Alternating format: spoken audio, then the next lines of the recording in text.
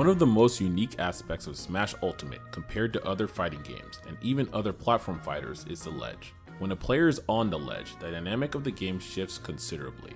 Just like an offstage situation, being on the ledge is considered a part of the disadvantaged state. In most situations, the objective of the player on the ledge is to get off the ledge and to make it back to center stage. This will reset the game state back to neutral. The opponent's goal then is to keep the player on the ledge for as long as possible to prolong their advantageous position. This is known as the ledge trapping phase. The ledge, and by extension ledge trapping, is a complicated process that involves several mechanics working in tandem. Even after multiple years of competitive Smash Ultimate, there is a large portion of the player base that misunderstands or is unaware of core aspects of the ledge. This video will cover everything you need to know about the ledge, including the various options available, as well as the mechanics of ledge getups, ledge latches, ledge trumps, and intangibility. To fully understand the ledge and ledge trapping, we first need to cover all possible options after a player grabs the ledge. Normal getup or ledge climb is performed by inputting forward on the left stick. Its primary advantage is that it leaves you with only one frame of vulnerability before you can act. However, you are still in place right by the corner, which is a very disadvantageous position. It's also usually a reactable option on the ledge trapper's end. Roll getup is performed by inputting the shield button. It is easily reactable and more vulnerable compared to normal getup, but puts you further away from the corner and allows an easier escape to the center stage when successful. Getup attack is performed by inputting an attack button, or by inputting grab, and allows you to throw out a hitbox while getting off the ledge. This is the most successful when the opponent is aggressively ledge trapping at close range. Getup attack is a less common option for multiple reasons. Getup attack is both very punishable on whiff and unsafe on shield. The attack also tends to be limited in hitbox size, and just like normal getup, getup attack keeps you in the corner. Jump getup is performed by inputting the jump button or pressing up on the left stick. Of all the standard ledge options, it is the only one to be considered unreactable, making this option extremely useful. However, jump getup requires additional decisions before reaching the stage due to the added complexity of landing after the jump. It can also be risky if covered preemptively by the ledge trapper. These are all the standard ledge options, but there is one more option at ledge that has considerable utility: ledge drop. By pressing back or down at ledge, you can release from the ledge and perform an action. This is commonly followed up by a double jump back onto the stage. From this position, you are closer to the ground than jump getup, allowing for an easier landing. However, this option is naturally more committal than jump getup due to the use of your double jump, which is a valuable resource. Still, the sheer variety of options in this position makes it a useful mix-up when at ledge, especially for characters with good air drift, air dodges, or aerials. Certain characters have a kit that allows the player to drop from the ledge and traverse under the stage to reach the ledge on the other side. Doing so creates mix-up opportunities where the ledge trapper has to guess which side the character will choose to go to. This is just one example of how different characters particularly benefit from certain ledge options. Before we get into the next section, if you guys are enjoying the content, make sure to like and subscribe, and also let us know which character you think in Super Smash Bros. Ultimate is the strongest at ledge trapping in the comments below.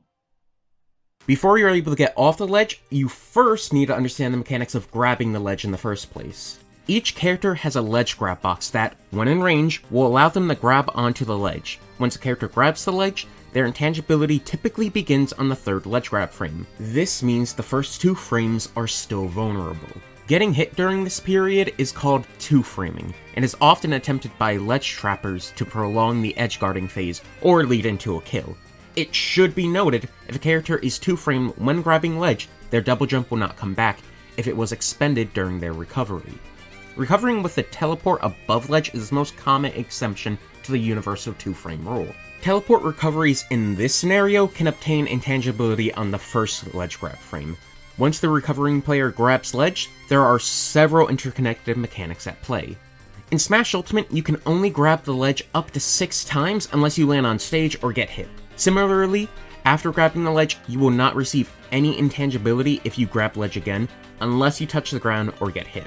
Remember that performing a get-up jump and then grabbing a ledge before landing on the ground will still not grant you a second instance of ledge intangibility. The process of grabbing the ledge multiple times before landing or getting hit is referred to as a regrab. Regrabs are risky as they reduce intangibility in multiple important ways. not just ledge hang intangibility. In fact, multiple factors impact how ledge intangibility works, and these factors are essential to keep in mind when recovering and on the ledge. We've already discussed how vulnerable each of the ledge getup options are, but even when in ledge hang, your intangibility is a limited resource. If a player waits too long at ledge, they are at risk of being hit off ledge by the ledge trapper, even before inputting a getup option. The amount of intangibility a player has in ledge hang is dependent on two primary factors: percentage and airtime before grabbing the ledge. The higher your percentage, the less ledge hang intangibility you will have. The more time you spend offstage before grabbing ledge, the more ledge hang intangibility you will have. Due to the combination of both of these variables, it is difficult to exactly measure how much time you have to wait before choosing a getup option in the moment. Regardless, being aware of these two mechanics will help you stay aware of the extent to which you can delay your getups. While ledge hang deterioration is a generally well-known mechanic, a lesser-known aspect to the ledge is ledge getup deterioration. After regrabbing the ledge, your ledge getup options have reduced intangibility. This scales for how many ledge grabs you have left before touching the ground or getting hit. The deterioration on getups adds leeway to the ledge trapper's timing and spacing. It can even make getup attack lose to the ledge trapper's attacks, when normally it functions as a surprise reversal against overextending or excessive aggression. As a result of these limitations, a common comfort option in this situation is to jump, as it is unreactable and affected the least by deterioration. However, due to this advantage, the ledge trapper is able to more aggressively cover jump getup preemptively to discourage this strategy. Sometimes this can be done while also covering other options with the same action. For instance, lingering hitboxes allow certain moves to cover jump while also beating out options that would otherwise serve as counterplay to aggressive ledge trapping, such as getup attack. As a result, ledge getup deterioration can significantly shift the set play involved in ledge trapping, putting the ledge trapper in a generally more favorable position. If a player grabs the ledge while another player is already hanging from that ledge, the latter player will be pushed off the ledge in a vulnerable animation. This is referred to as a ledge trump. If the player attempts to re-grab the ledge from this position, they will not be given back their ledge intangibility. They are also vulnerable to attacks after the trump, both during the vulnerable animation it puts them in, as well as afterwards, as they are often pressured into using an escape option to survive the interaction. In order to preemptively avoid a ledge trump, the player recovering must immediately buffer a ledge option once grabbing the ledge. This will allow the player to avoid a ledge trump, no matter how fast the ledge trapper is in their execution. However, this also creates additional set play, in which the player recovering might be conditioned to buffer a ledge option immediately, only to be met with the more traditional ledge trapping option that hits their obvious getup timing. These mechanics add an additional layer to ledge trapping and getting off the ledge, but there is even more nuance to ledge trumping that often goes unnoticed. For instance, the ledge trump animation has its own version of DI. In other words, the player getting ledge trumped can influence their positioning during the animation, which can impact the consistency of certain follow-ups. Furthermore, although a player is always stuck in the ledge trump animation for 28 frames, the trumper's frame advantage can vary if the trump is done late. This is because the sooner the trump occurs after the ledge grab, the more the trumper's initial inactionable ledge stall overlaps with the ledge grabber's. This results in more frame advantage during the ledge trump animation. This further encourages the ledge trapper to trump the opponent as soon as they grab the ledge, as otherwise they are less likely to directly convert off of the opportunity. You can still go for a late trump since they force a regrab or high recovery set play, even if there isn't enough frame advantage for a guaranteed punish. Top players frequently take advantage of this situation because it still puts the opponent on their back foot.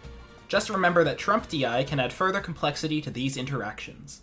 The final and most unique core mechanic regarding the ledge involves ledge latches, more commonly referred to as tethers. Some characters can tether to ledge using Zair if they have a traditional tether grab, but characters like Ivysaur, Joker, Byleth, and Min Min have a tether recovery in the form of their up special. Each tether has its own range in physics, but generally adhere to the same core mechanics. When tethered to the ledge, the recovering character is still vulnerable until they reel into the ledge. A tether recovery also ignores the typical 2-frame rule, but they are still vulnerable at any point before grabbing ledge. Aerials with active hitboxes or multi-hit properties are the most common method of edgeguarding tether recoveries for this reason. When a tether is latched to the ledge, the recovering player can input down to perform a tether cancel. This has some limited utility as a recovery mix-up tool, but can also lead to additional drawbacks in the edgeguarding and ledge trapping phases. A tether recovery can latch to ledge 3 times until the character touches the ground again. If the recovering player attempts to latch to ledge a 4th time, the tether will fail. Tether canceling not only expends one of these 3 latches, but is also counted as a ledge grab when the game calculates for ledge getup deterioration. This also extends to if a character is hit out of their tether before they reel into the ledge. Certain tether recoveries such as Jokers and Byleths are especially unique in that their first tether attempt has a small hop that aids with recovery. This hop doesn't refresh until the character touches the ground again. If a tether attempt occurs after the hop is expended, the character will continue to fall as the tether comes out. If the character falls out of range mid-tether latch, the tether will fail by bouncing off the ledge, essentially limiting the valid tether range. This is an important mechanic to keep in mind while playing as or against these characters. I hope you learned a lot and enjoyed the video. Remember to like, subscribe, and hit the bell if you want to see more content. Class dismissed.